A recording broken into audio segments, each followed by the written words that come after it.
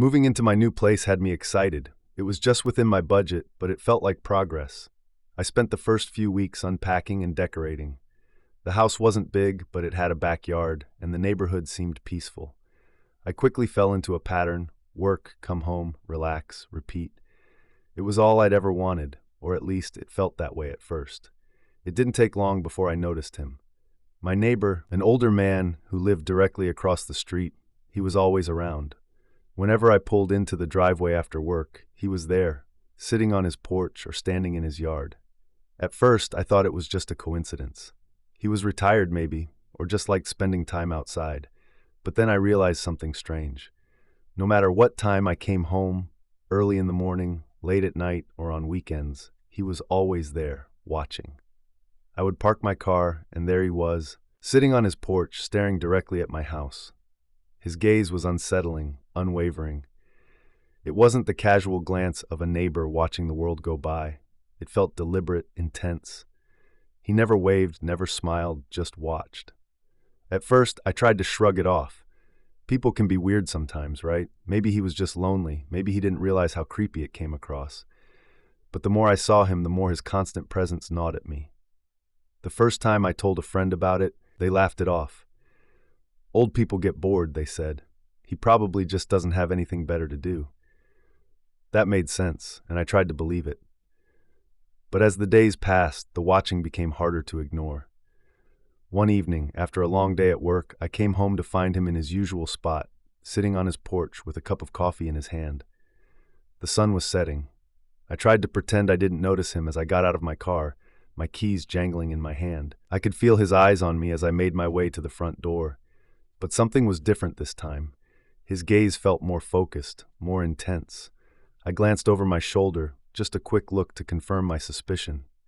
He was standing now. I froze for a second, my heart beating a little faster. He didn't say anything. He just stood there, his eyes locked on me, his expression blank. I hurried inside, locking the door behind me, trying to shake off the feeling of being watched. But even inside, the discomfort lingered. I went about my usual routine, making dinner, watching TV, trying to relax. But I couldn't stop thinking about him. Later that night, as I was getting ready for bed, I peeked out the window. The street was dark, the only light coming from the dim street lamps. His house was completely dark, but I knew he was in there, somewhere, probably still watching. Things escalated over the next few weeks. At first, it was just the feeling of being watched from across the street. But then I started noticing things in my own yard, small things that were out of place. A garden hose moved from where I'd left it, footprints in the dirt near the side of the house, the back gate left open when I knew I'd closed it. One Saturday morning, I was out mowing a lawn when I felt that familiar prickling sensation on the back of my neck. I looked up, and there he was, standing at the edge of his driveway, watching me again. I hesitated, my grip tightening on the handle of the lawnmower. I had tried to ignore him for weeks, hoping he'd get the message and leave me alone, but now I couldn't take it anymore. I cut the engine and walked over to the edge of my yard.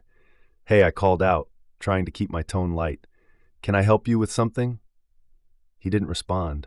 He just stood there, staring at me. "Look," I said, my frustration rising, "I've noticed you watching me a lot. Is there a problem?" Still, he said nothing. The silence was suffocating.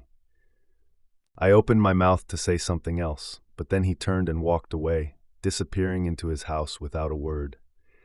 I stood there, dumbfounded, my heart racing. It was as if I didn't exist to him, like I wasn't even worth acknowledging. From that point on, I started avoiding my front yard. I spent more time inside, keeping the blinds closed and only going out when I had to. Every time I pulled into the driveway, I would scan his porch to see if he was there, watching.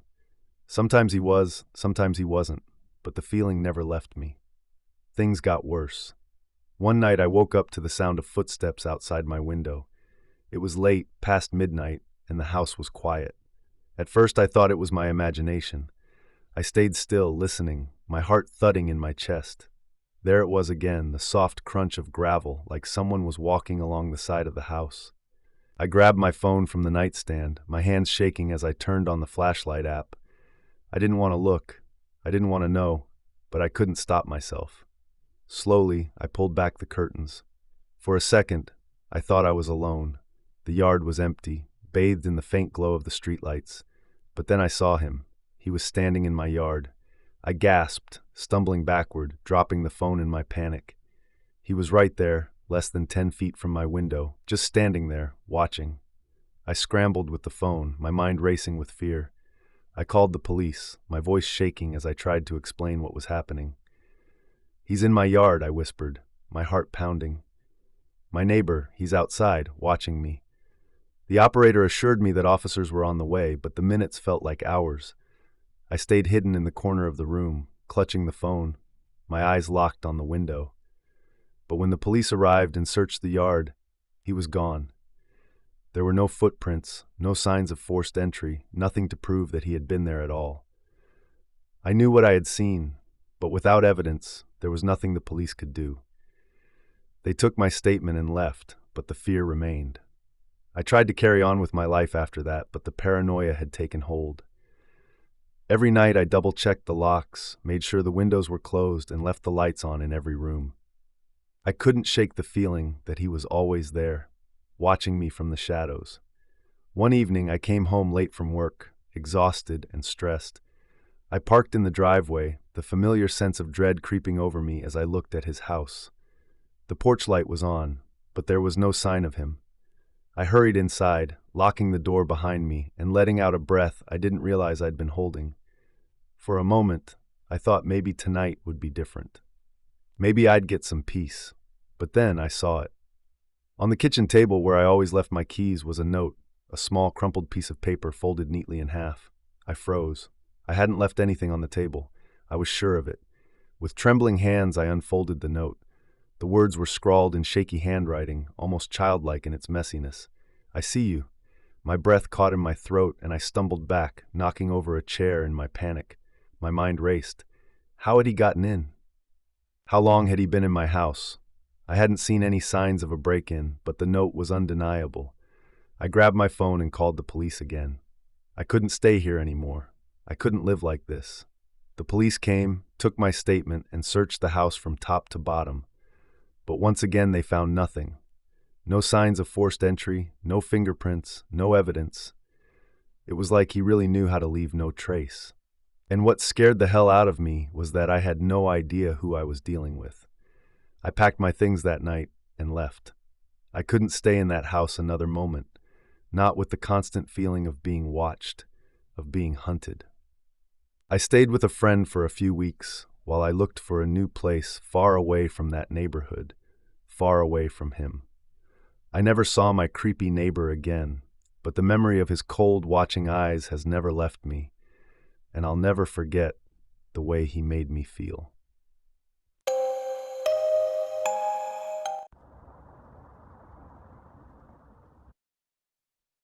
I had lived in my house for about a year before I started noticing things weren't quite right.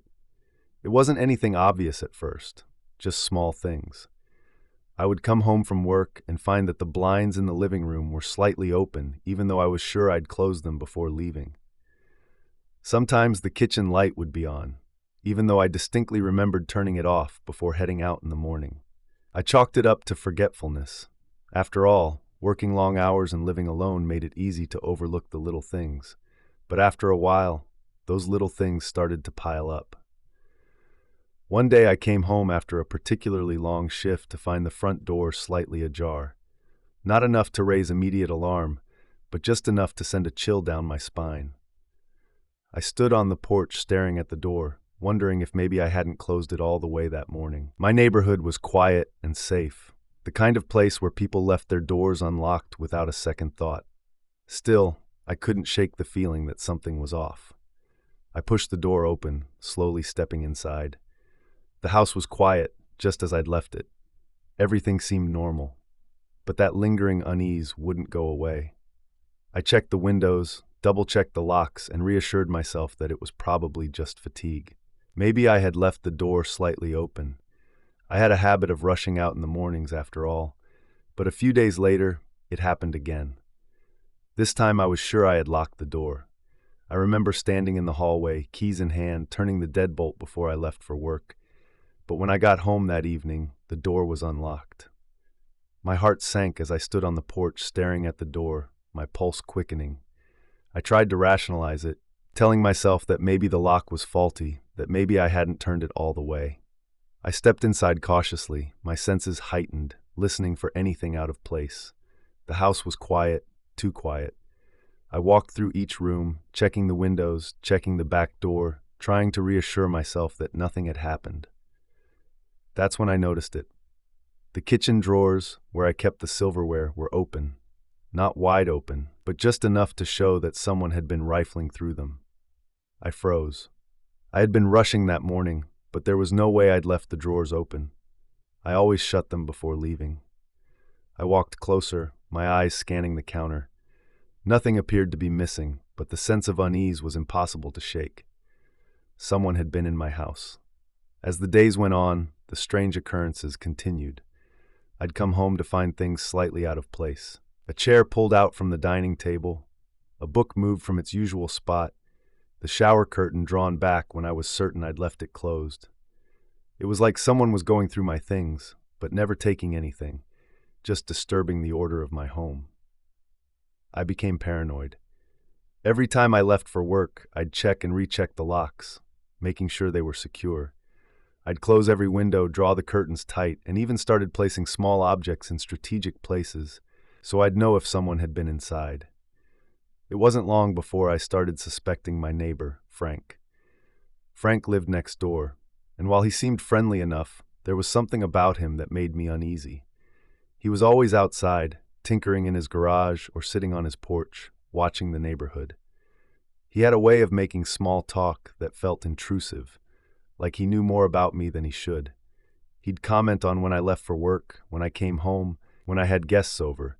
At first I thought he was just overly friendly, but now I wasn't so sure. One evening I came home to find the lights in my bedroom on. I never left them on, not even when I was in a rush. My heart raced as I slowly made my way through the house, checking each room, trying to stay calm. Nothing was where it should be, except for the bedroom. There, on my nightstand, was a small trinket, something I didn't recognize. A keychain with a tiny flashlight attached. It wasn't mine. I hadn't bought it, and I hadn't had anyone over in weeks. I stared at it for a long time, my mind racing. Had Frank been in my house? Was he messing with me? The thought made my skin crawl. I grabbed the keychain and marched over to his house, adrenaline surging through my veins. Frank was sitting on his porch, as usual, sipping a beer. He smiled as I approached, but there was something off about it, something that made me want to turn around and walk away. "Evening," he said, leaning back in his chair. "Everything okay?" I held up the keychain. "Did you leave this in my house?" Frank looked at it, his expression blank for a moment. Then he chuckled. "I have no idea what you're talking about. Someone's been in my house," I said, my voice shaking with anger.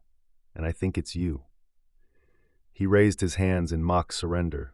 Whoa, calm down. I don't know what's going on in your house, but it sure as hell isn't me. Maybe you're just forgetting things. Stress can do that, you know." I wanted to believe him, but the smirk on his face, the way his eyes lingered just a little too long, told me everything I needed to know. The next day I bought security cameras. If Frank was breaking into my house, I was going to catch him. I installed them around the perimeter, making sure every angle was covered. That night, I slept with my phone next to me, ready to check the footage if anything happened. For a few nights, everything was quiet. No signs of entry, no missing items, nothing out of place. I started to relax, thinking maybe I had scared Frank off by confronting him. But then one night, the motion detector on the cameras went off.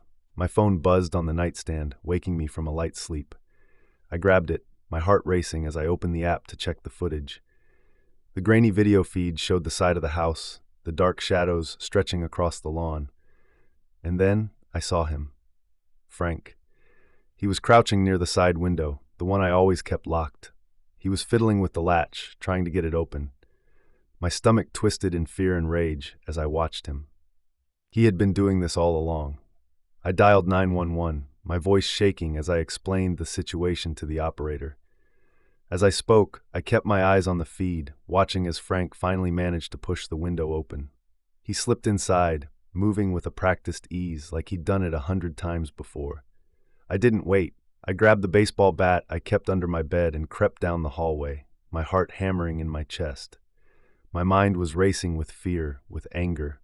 How dare he come into my home, my space, and act like he owned it?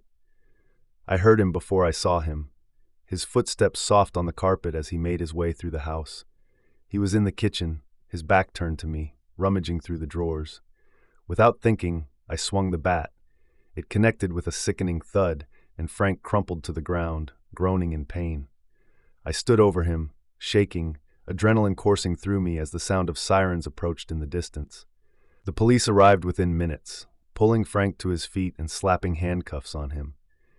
I stood in the doorway, watching as they led him out to the squad car. He didn't say a word, just glared at me with those cold, calculating eyes. The officers took my statement, reviewed the footage, and confirmed what I already knew. Frank had been breaking into my house for weeks, maybe even longer. He was charged with trespassing and breaking and entering. Even after Frank was arrested, I couldn't shake the feeling of being watched. I changed the locks, added more cameras, and even installed a security system. My home, once a place of safety, now felt like a cage, a place where I was constantly on edge, waiting for the next invasion. I moved out a few months later. I couldn't live there anymore, not with the memories of Frank and the way he violated my space. I found a new place, a small apartment in the city where I could disappear among the crowds. But even now, I still feel that same unease.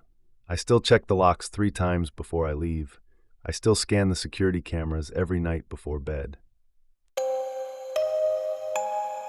When my wife and I moved into our new house, we thought it was a dream come true. It was a charming 2-story home, exactly the kind of place we'd been looking for. The neighbors were friendly, the streets were clean, and we had plenty of space to start a family. The first couple of weeks were filled with unpacking, meeting the neighbors, and getting settled. Everyone seemed welcoming, and we quickly felt at home. But one neighbor, in particular, stood out. Her name was Mrs. Hathaway, an elderly woman who lived next door. She was a bit overbearing, but seemed sweet enough. On the day we moved in, she came over with a casserole and introduced herself with an enthusiasm that bordered on excessive. "I've lived here for over 30 years, she said, her voice high-pitched and breathy. "I've seen families come and go, but I always make sure to welcome the new folks. If you ever need anything at all, just let me know." My wife and I exchanged polite smiles, and we thanked her for the casserole. At first, I thought it was just a bit of neighborly kindness, but over the following days, Mrs. Hathaway became a constant presence in our lives.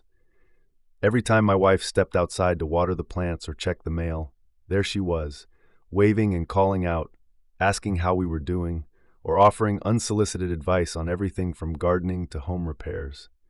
At first, it was harmless, even a little endearing, but soon it started to feel a little invasive, like she always knew what we were doing, where we were going, even when we were just trying to enjoy some peace and quiet in our own home. A few weeks after we moved in, Mrs. Hathaway's visits became more frequent. She started showing up at odd times, sometimes early in the morning, other times late at night. She would knock on the door, uninvited, and bring over random things, freshly baked cookies, gardening tools, magazines. At first, we didn't think much of it. Maybe she was just lonely. But then, one night, she knocked on our door at nearly 10 p.m. My wife and I had just settled in to watch a movie, and the sudden knock startled us. I opened the door to find Mrs. Hathaway standing there, holding a basket of muffins. "I thought you might like these," she said, smiling sweetly, though something in the way she looked at me gave me the creeps. I forced a polite smile and thanked her, though I couldn't hide the irritation in my voice. My wife shot me a look, and I knew she felt the same. We were trying to have a quiet night together, and her uninvited visit felt like an intrusion. After she left, I turned to my wife. "This is getting a little weird, right?" As she nodded, her brows furrowed in concern. "She's just being friendly, I guess, but showing up this late, it's strange." Over the next few days, the visits continued. Sometimes she'd knock on the door just to ask if we needed anything. Other times she'd drop off random items like old books or trinkets. It wasn't the gifts themselves that bothered us. It was the constant, unrelenting attention. One Saturday afternoon, my wife and I were outside, working in the garden. Mrs. Hathaway, of course, was watching from her porch. Every time we looked over, she was there, her eyes fixed on us, not even trying to hide it. After a while, my wife whispered, "She's creeping me out." I couldn't deny it anymore. Something about her felt off, like she was trying too hard to insert herself into our lives. We decided to start keeping our distance, being polite but firm whenever she came over. But it didn't work. One evening, we came home to find Mrs. Hathaway standing in our backyard. She wasn't doing anything, just standing there looking around as if she owned the place. I froze, not sure how to react. My wife was behind me, her hand gripping my arm tightly. "What is she doing here?" she whispered, her voice laced with fear. I stepped outside and called out to her, "Mrs. Hathaway, what are you doing?" She turned to me, a wide smile on her face. "Oh, I was just checking on the garden. I thought you could use some help with those roses." My patience snapped. "You can't just come into our yard like that," I said, trying to keep my voice steady. "We appreciate your help, but this is our home. You need to respect our privacy."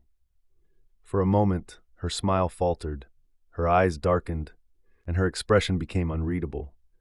But then, just as quickly as the change had come, she was back to her sweet, smiling self. "Oh, I didn't mean any harm, dear," she said softly. "I just want to help."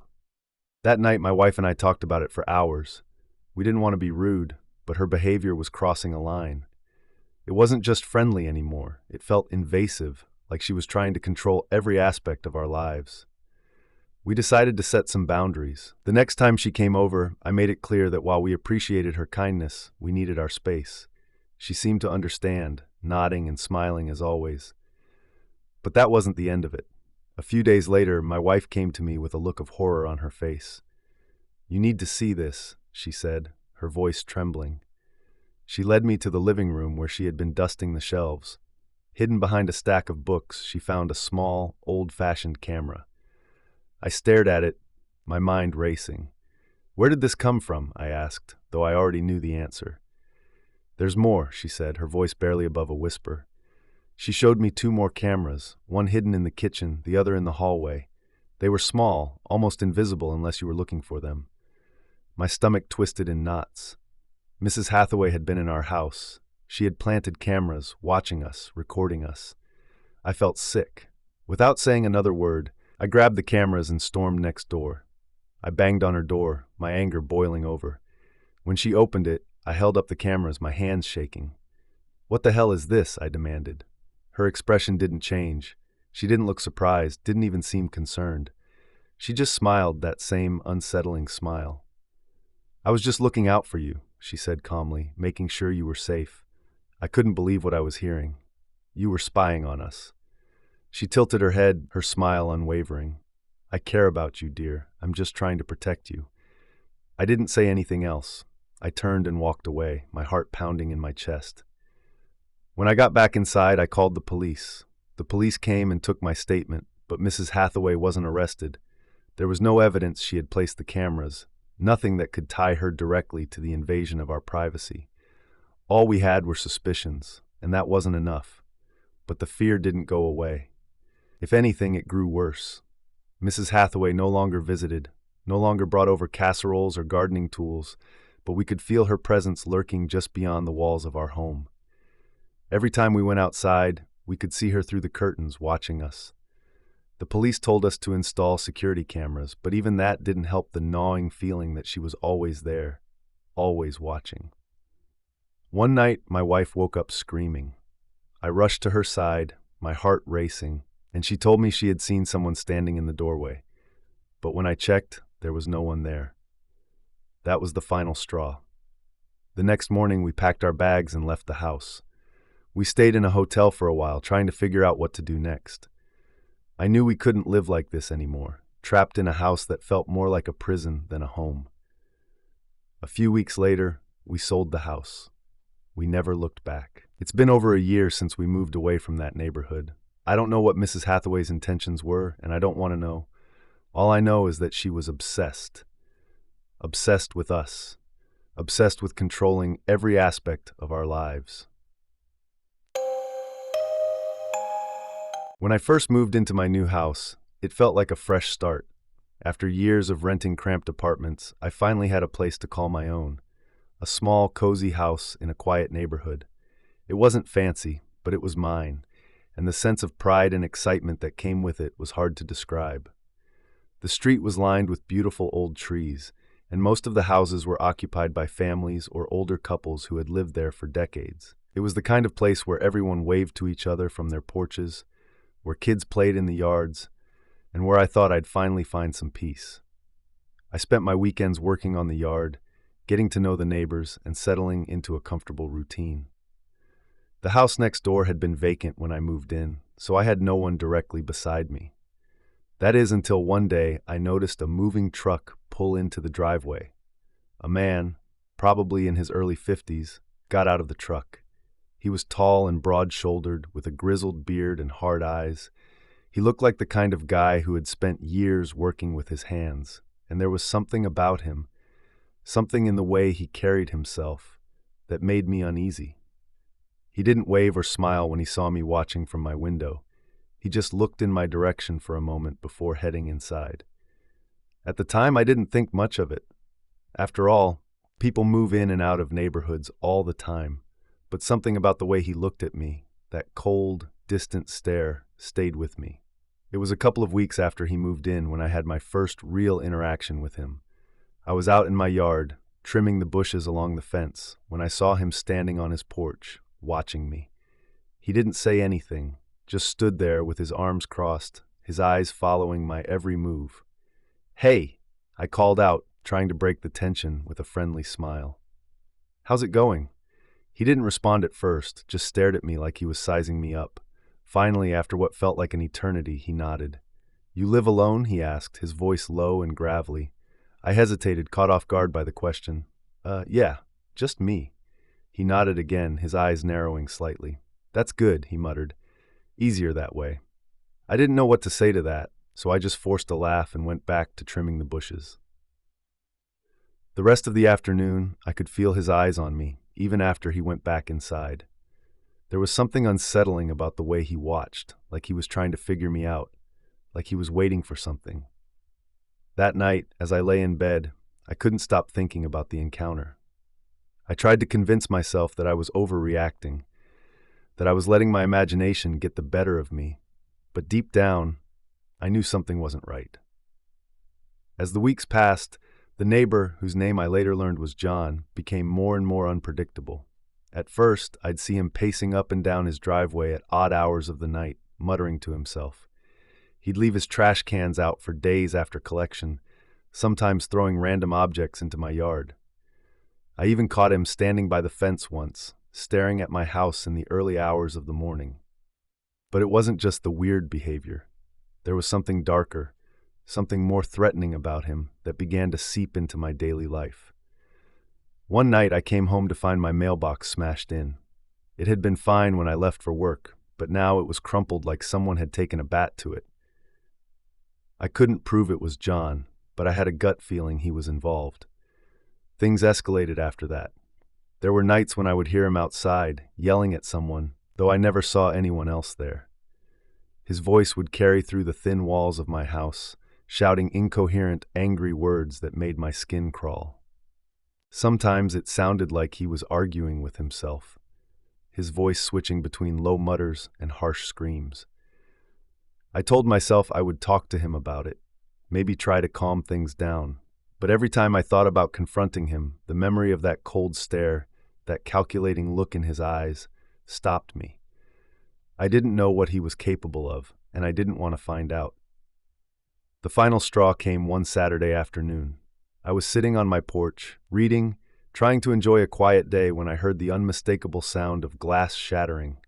I looked up, startled, and saw John standing in his yard, a beer bottle still in his hand, the remains of another one, lying broken on the ground between our houses. I stood up, ready to say something, when he looked at me. There was something in his eyes that sent a chill down my spine, something unhinged. "What's your problem?" he shouted, his voice slurred with anger and alcohol. "You think you're better than me, huh? Sitting there, pretending like you don't see me." I froze, my heart pounding in my chest. I I don't know what you're talking about, I stammered. He staggered closer, his face twisted in fury. Don't play dumb with me, he snarled. I see the way you look at me. You think I'm some kind of freak, don't you? I didn't know what to say. Every instinct was telling me to get inside, to lock the doors and call the police. But I stood there, rooted to the spot, my mind racing as he got closer. Look, I said, trying to keep my voice steady. I don't want any trouble. Let's just forget about it, okay? He stopped a few feet from me, his fists clenched at his sides, his chest rising and falling with heavy breaths. For a moment I thought he might hit me. The tension between us crackled like static in the air. Then just as quickly as it had started, he backed off. Yeah, sure, he muttered, turning away. Forget about it. But as he walked back to his house, I knew it wasn't over. The look in his eyes, the anger simmering beneath the surface. It was only a matter of time before things got worse. After that day, I couldn't shake the fear. I tried to go about my life as usual, but every time I left the house, every time I stepped outside, I found myself looking over my shoulder, expecting John to appear out of nowhere. His presence became a constant shadow in my life, looming over me, making even the simplest tasks feel dangerous. The shouting didn't stop either. Late at night, I'd hear him outside, screaming at the top of his lungs. Sometimes it was just incoherent rambling. Other times he'd shout my name, taunting me, daring me to come out and face him. I never did. I stayed locked inside, the lights off, praying he wouldn't try to break in. One night, I woke to the sound of pounding on my front door. My heart raced as I sat up in bed, straining to listen. The pounding was relentless, like someone was trying to break the door down. I grabbed my phone, my hands shaking as I dialed 911. The operator's voice was calm, but I could barely hear her over the sound of my own fear. There's someone at my door, I whispered, my voice barely audible. He's trying to get in. Stay on the line, the operator said. Officers are on their way. I stayed in the bedroom, huddled against the wall, my breath coming in short, panicked gasps. The pounding continued for what felt like an eternity before it finally stopped. The silence that followed was almost worse, my mind racing with thoughts of what John might do next. When the police arrived, they found nothing. John was back in his house, the lights off, as if nothing had happened. They told me to file a report, but without any real evidence, there wasn't much they could do. The tension between us reached its breaking point a few weeks later. It was late in the afternoon, and I was getting ready to leave for work when I heard the sound of something shattering outside. I rushed to the window and saw John standing by the fence, a brick in his hand, the window of my car smashed to pieces. That was it. I'd had enough. I grabbed my phone and stormed outside, dialing the police as I walked. "What the hell is your problem?" I shouted, my voice trembling with anger and fear. John just stood there, a twisted grin on his face, his eyes gleaming with malice. "You think you can call the cops on me?" He sneered. "You think they'll stop me? I've been through worse than this, and I always come out on top." I took a step back, the weight of his words sinking in. He wasn't just angry, he was dangerous, and I had no idea what he was capable of. The police arrived within minutes, but by then, John had retreated back into his house. They arrested him for property damage, but I knew it wouldn't be the end. That night, as I lay in bed, I realized I couldn't stay here anymore. The fear had consumed every part of my life, turning my home into a prison. I couldn't live with the constant threat of John's anger, the uncertainty of what he might do next. The next morning, I put the house up for sale. I didn't care about losing money or the inconvenience of moving. I just needed to get out. It took a few months, but eventually I found a buyer.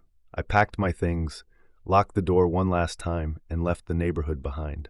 But even today, in my new home, I still can't trust my neighbors, and I don't think I ever will. If these chilling neighbor stories left you on edge, make sure to hit that like button and subscribe for more spine-tingling horror tales. Don't forget to turn on notifications so you never miss a new video. You won't want to be caught off guard by the next scare. Thanks for watching, and remember, sometimes the scariest things are closer than you think. I'll see you in the next nightmare.